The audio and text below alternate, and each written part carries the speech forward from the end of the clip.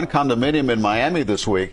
They're being asked to pay $175,000 each towards their 40-year recertification. And that situation is unfortunate.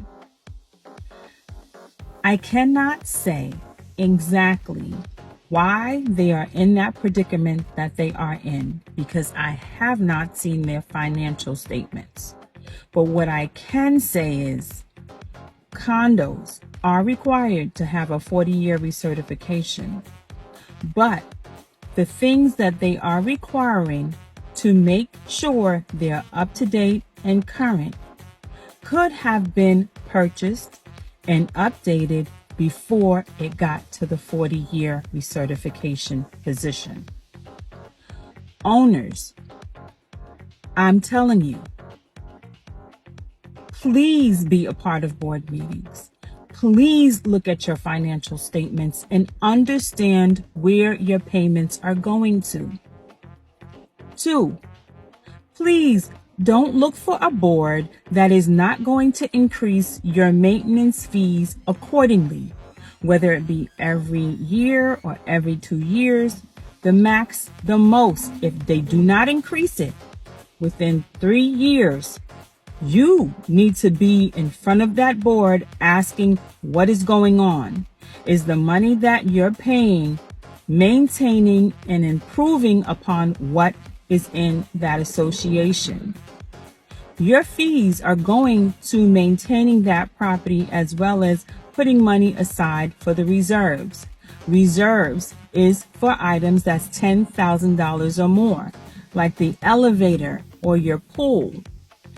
3, please understand, my book will be out within a matter of weeks, and it's the Basics 101 that owners should understand before you buy a condo or a home in an HOA. It is going to be considered a scam to you because you do not understand. Maintenance is required. If you buy a home, a single family home, don't you need to do upgrades? Don't you need to make payments to take care of that property? That's the same requirements that a condo or a home in an HOA is requiring.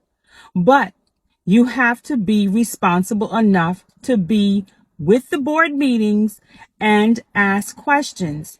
Exactly. Making sure the exit signs are replaced, making sure that the electrical wiring and anything that you see that has no covering is done. You cannot go along and pretend things are not addressed.